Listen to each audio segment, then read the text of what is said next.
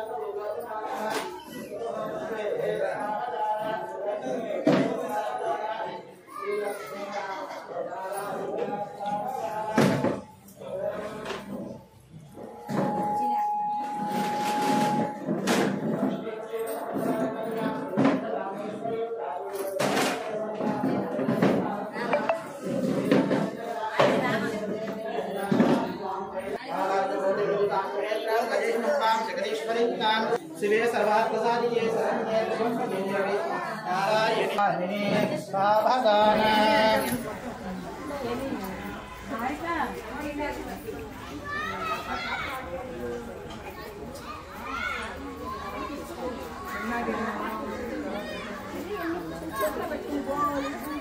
దండం పెట్టుకో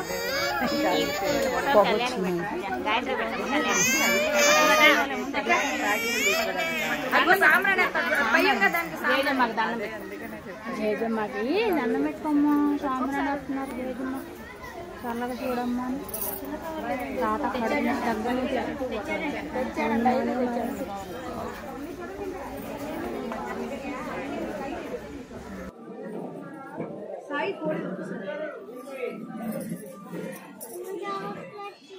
ఇస్తామా ఏంటి చాక్లెట్ ఇంట్లో గురు పౌర్ణమి సందర్భంగా మచిలీపట్నంలోని ప్రముఖ షిరిడీ సాయిబాబా దేవాలయాలు ఆదివారం కిటకిటలాడాయి. భాస్కరపురం, జిల్లా కోర్టు సెంటర్, బచ్చుపేట, సిడింబి అగ్రహారంలోని సాయిబాబా దేవాలయాలను భక్తులు పెద్ద సంఖ్యలో సందర్శించారు. గురు పూర్ణిమ సందర్భంగా ప్రత్యేక అర్చనలు నిర్వహించారు. అన్నదాన కార్యక్రమాలు జరిపారు.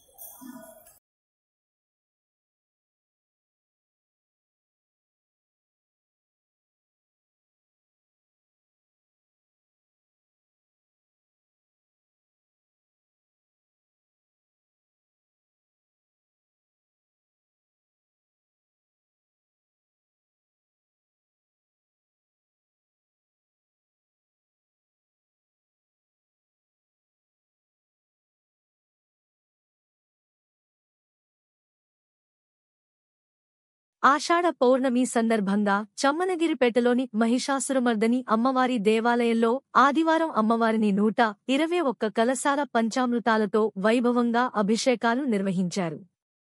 కుంకుమార్చనలు జరిపారు.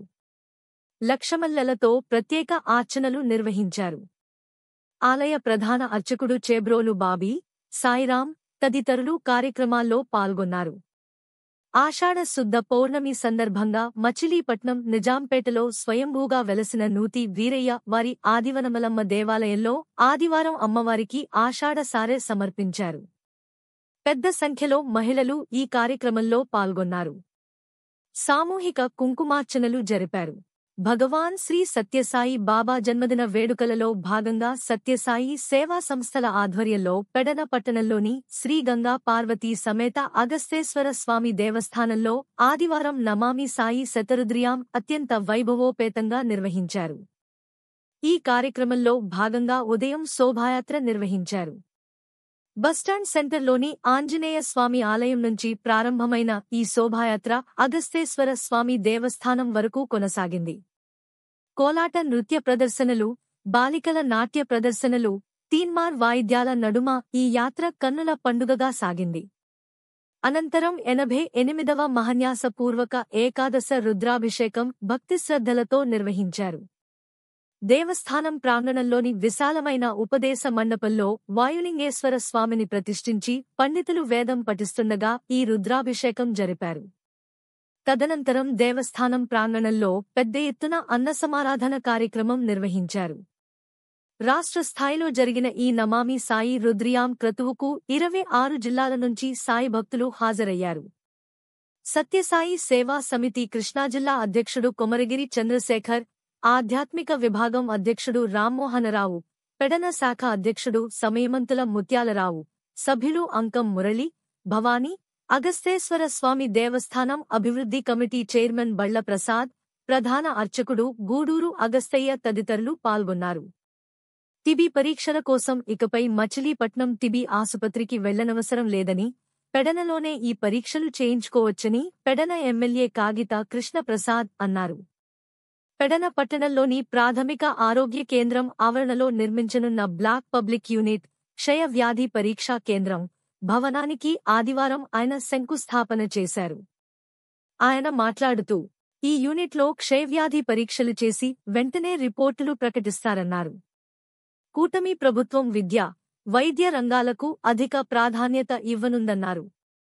ఈ కార్యక్రమంలో PHC medical officer Farved Haider, ZPTC సభ్యుడు అర్జా వెంకటనగేష్, మున్సిపల్ మాజీ chairman Abdul Khayum, Hannu, TPO Yesubabu, municipal RI Pamarthi Venkateswararao, EO PRD Jayaram, Seeram Prasad తదితరులు పాల్గొన్నారు.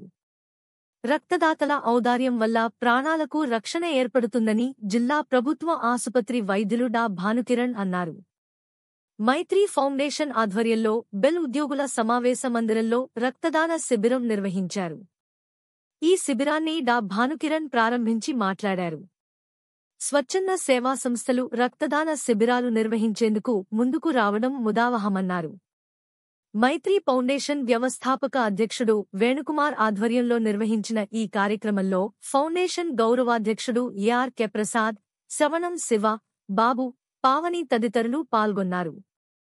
ఈ వార్తలు ఇంతటితో సమాప్తం.